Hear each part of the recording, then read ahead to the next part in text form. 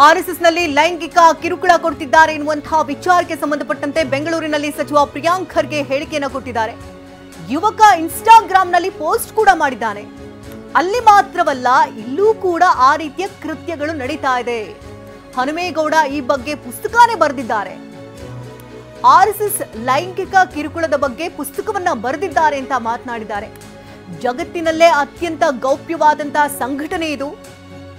ಯಾಕಷ್ಟೊಂದು ಗೌಪ್ಯತೆಯನ್ನು ಅವರು ಕಾಪಾಡ್ತಿದ್ದಾರೆ ಅಂತ ಬೆಂಗಳೂರಿನಲ್ಲಿ ಪ್ರಿಯಾಂಕ್ ಖರ್ಗೆ ಪ್ರಶ್ನೆಯನ್ನ ಮಾಡಿದ್ದಾರೆ. ಆ ಯುವಕದ ಇನ್ಸ್ಟಾಗ್ರಾಮ್ ಪೋಸ್ಟ್ ನೋಡಿದ್ರೆ ಬಹಳ ಸ್ಪಷ್ಟವಾಗಿ ಹೇಳ್ತಾನೆ, RSSನಲ್ಲಿ ಅವರಿಗೆ ಲೈಂಗಿಕ ಕಿರುಕುಳ ಕೊಡ್ತಾ ಇದ್ರು. ಆಮೇಲೆ ಇದು ಬರೇ ಅಲ್ಲಲ್ಲ, ಇಲ್ಲೂ ಕೂಡ ಏನು ಅವ್ರ ಹೆಸರು ಸರಿಯಾಗಿ ನೆನ್ಪು ಬರ್ತಾಯಿಲ್ಲ, ಹನುಮಾನ್ ಗೌಡನೋ ಹನುಮೇಗೌಡ ಅಂತ ಒಂದು ಪುಸ್ತಕನೇ ಬರೆದಿದ್ದಾರೆ. ಯಾವ ರೀತಿ ಇವರು ಲೈಂಗಿಕ ಕಿರುಕುಳ ಕೊಡ್ತಾರೆ RSSನವರು ಅಂದ್ಬಿಟ್ಟು.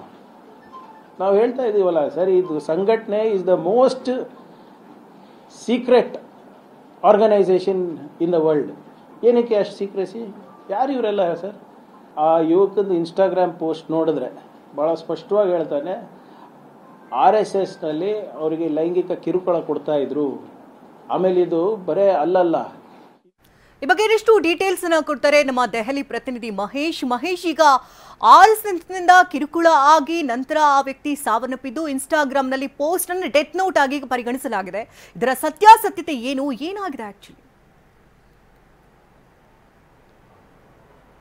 ಶಕುಂತಲಾ, ಖಂಡಿತ ಈಗಾಗಲೇ ರಾಜ್ಯದಲ್ಲಿ ಏನು RSS ಬ್ಯಾನ್ ಮಾಡುವಂಥ ಚಿಂತನೆ ಕೂಡ ನಡೆಯುವಂಥದ್ದು ಕೂಡ ನಡೀತಾ ಇರುವಂಥದ್ದು, ಸರ್ಕಾರದಲ್ಲಿ ಗಂಭೀರವಾಗಿ ಚಿಂತನೆ ನಡೆಸಿದೆ ಅನ್ನೋ ಚರ್ಚೆ ಕೂಡ ನಡೀತಾ ಇರುವಂಥದ್ದು. ಈ ಹಿನ್ನೆಲೆಯಲ್ಲಿ ಕೇರಳದಲ್ಲಿ ಓರ್ವ ಟೆಕ್ಕಿ ಆತ್ಮಹತ್ಯೆ ಮಾಡಿಕೊಂಡಿರುವಂಥ ಪ್ರಕರಣ ಬಯಲಿಗೆ ಬಂದಿರುವಂಥದ್ದು. ಕಳೆದ ಗುರುವಾರ ಸಂಜೆ ಏನು ಕೇರಳದ ಒಂದು ತಿರುವನಂತಪುರ ಲಾಡ್ಜ್ ಒಂದರಲ್ಲಿ ಈಗ ಟೆಕ್ಕಿ ಆತ್ಮಹತ್ಯೆ ಮಾಡಿಕೊಂಡಿರುವಂಥದ್ದು ಏನು ಪ್ರಕರಣ ಬಯಲಿಗೆ ಬಂದಿರುವಂಥದ್ದು. ಅಂದರೆ ಪ್ರಮುಖವಾಗಿ ಈತ ಹೇಳೋದಾದರೆ ಈಗಾಗಲೇ ಅಂದಿನ ಗುರುವಾರದಂದು ಏನು ಸಾಯುವ ಮುನ್ನ ಇನ್ಸ್ಟಾಗ್ರಾಮಲ್ಲಿ ಪೋಸ್ಟ್ ಕೂಡ ಮಾಡಿರುವಂಥದ್ದು. ನಾನು ನಿರಂತರವಾಗಿ ಏನು RSSನ ಶಿಬಿರಗಳಲ್ಲಿ ಒಂದು ಲೈಂಗಿಕ ದೌರ್ಜನ್ಯವನ್ನು ಅನುಭವಿಸಿದೆ, ಆ ಕಿರುಕುಳವನ್ನು ತಾಳಲಾರದೆ ಒಂದು ಖಿನ್ನತೆಗೆ ಒಳಗಾಗಿ ಈಗ ನಾನು ಸಾವನ್ನಪ್ತಾ ಇದ್ದೀನಿ ಅಂತ ಕೂಡ ಪೋಸ್ಟ್ ಕೂಡ ಮಾಡಿರುವಂಥದ್ದು. ಇದ್ರ ಜೊತೆಗೆ ಏನು ದೇಶದಲ್ಲಿರುವಂಥ ಹಲವಾರು ಏನು RSSನ ಶಿಬಿರಗಳಲ್ಲಿ ಹದಿಹರೆಯದ ವಯಸ್ಸವರು ಕೂಡ ಈ ಕಿರುಕುಳಕ್ಕೆ ಒಳಗಾಗ್ತಾ ಇದ್ದಾರೆ. ಹಿನ್ನೆಲೆಯಲ್ಲಿ ಅದನ್ನು ಖಿನ್ನತೆ ತಡೆಯಲಾರದೆ ನಾನು ಆತ್ಮಹತ್ಯೆ ಮಾಡ್ಕೊಳ್ತಾ ಇದ್ದೀನಿ, ಇದಕ್ಕೆ ನ್ಯಾಯ ಬೇಕು ಅನ್ನೋದು ಕೂಡ ಪೋಸ್ಟ್ ಕೂಡ ಹೇಳಿರುವಂಥದ್ದು. ಪ್ರಮುಖವಾಗಿ ಈ ಒಂದು ಹೇಳಿಕೆ ಏನಿದೆ, ಪೋಸ್ಟ್ ಹೇಳಿಕೆ ಹೇಳಿದೆ. ಮತ್ತೆ ಆತ ಆನಂದ್ ಅಜಿ ಎಂಬ ಆತ ಏನು ಈಗ 26 ವರ್ಷದ ಯುವಕ ಒಂದು ಆತ್ಮಹತ್ಯೆ ಮಾಡಿಕೊಂಡಿರುವಂಥದ್ದು. ಈತ ಟೆಕ್ಕಿಯಾಗಿ ಕೂಡ ಕೆಲಸ ಮಾಡ್ತಾ ಇರ್ತಾರೆ, ಸಾಕಷ್ಟು ಒಂದು ಶಿಬಿರಗಳಲ್ಲಿ ಕೂಡ ಭಾಗಿಯಾಗಿರ್ತಾರೆ.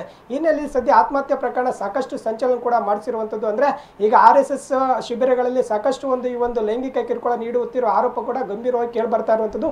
ಈಗ ನಿನ್ನೆಯಿಂದ ಕೂಡ ರಾಜ್ಯದಲ್ಲಿ RSSನ ಚಿಂತನೆ ಮಾಡಬೇಕನ್ನೋದು ಕೂಡ ಸಾಕಷ್ಟು ಸಚಿವರು ಕೂಡ ಒತ್ತಾಯ ಮಾಡ್ತಾ ಇರುವಂಥದ್ದು. ಹಿನ್ನೆಲೆಯಲ್ಲಿ ಈ ಒಂದು ಪ್ರಕರಣ ಬಯಲಿಗೆ ಬಂದಿರುವಂಥದ್ದು ಸಾಕಷ್ಟು ಸಂಚಲನ ಮೂಡಿಸಿದೆ. ಪ್ರಮುಖವಾಗಿ ಈಗ ಸಂಸದೆಯಾದಂಥ ಪ್ರಿಯಾಂಕಾ ಗಾಂಧಿಯವರು ಕೂಡ ಒತ್ತಾಯ ಮಾಡಿರುವಂಥದ್ದು, ಏನೋ ಒಂದು ಟ್ವೀಟ್ ಕೂಡ ಮಾಡಿರುವಂಥದ್ದು. ಅಂದರೆ ಈ ಒಂದು ತನಿಖೆ ಮಾಡಬೇಕು, ದೇಶದಲ್ಲಿ ಸಾಕಷ್ಟು ಒಂದು ಶಿಬಿರಗಳಲ್ಲಿ ನಡೀತೆ, ಇದರಲ್ಲಿ ಹದಿಹರೆಯದ ವಯಸ್ಸವರು ಕೂಡ ಭಾಗಿಯಾಗ್ತಾರೆ, ಅವರು ಈ ಒಂದು ಲೈಂಗಿಕ ಕಿರುಕುಳ ಒಳಗಾಗುವಂತಹ ಸಾಧ್ಯತೆ ಕೂಡ ಇರುವಂಥದ್ದು. ಮತ್ತು ಇದರ ಜೊತೆಗೆ ಈ ಒಂದು ಆರೋಪ ಕೂಡ ನಿರಂತರವಾಗಿ ಕೇಳಿ ಬರ್ತಾ ಇರುವಂಥದ್ರಿಂದ ಈ ಒಂದು ತನಿಖೆ ಕೂಡ ಮಾಡಬೇಕು ಅನ್ನೋದು ಕೂಡ ಒತ್ತಾಯ ಮಾಡ್ತಾ ಇದ್ದಾರೆ. ಸದ್ಯ ಈಗ ಎಲ್ಲ ಹೇಳಿಕೆಗಳು ನೋಡ್ತಾ ಹೋದ್ರೆ ಆತ ಸಾಕಷ್ಟು 4 ದಿನಗಳ ಬಳಿಕ ಒಂದು ತಡವಾಗಿ ಬೆಳಕಿಗೆ ಬಂದಿರುವಂಥದ್ದು. ಈಗ ಕುಟುಂಬಸ್ಥರು ಕೂಡ ಒಂದು ಸಾಕಷ್ಟು ಖಿನ್ನತೆಗೆ ಒಳಗಾಗಿದ್ರು ಅನ್ನೋದು ಕೂಡ ಹೇಳಿಕೆ ಕೂಡ ನೀಡ್ತಾ ಇರುವಂಥದ್ದು. ಈಗ ಕೇರಳದಲ್ಲಿ ಒಂದು ಟೆಕ್ಕಿ ಪ್ರಕರಣ ಒಂದು ಸಂಚಲನ ಕೂಡ ಮೂಡಿಸಿರುವಂಥದ್ದು. ಶಕುಂತಲಾ, ಧನ್ಯವಾದ ಮಹೇಶ್ ತಮ್ಮ ಅಪ್ಡೇಟ್ಸ್ಗಾಗಿ.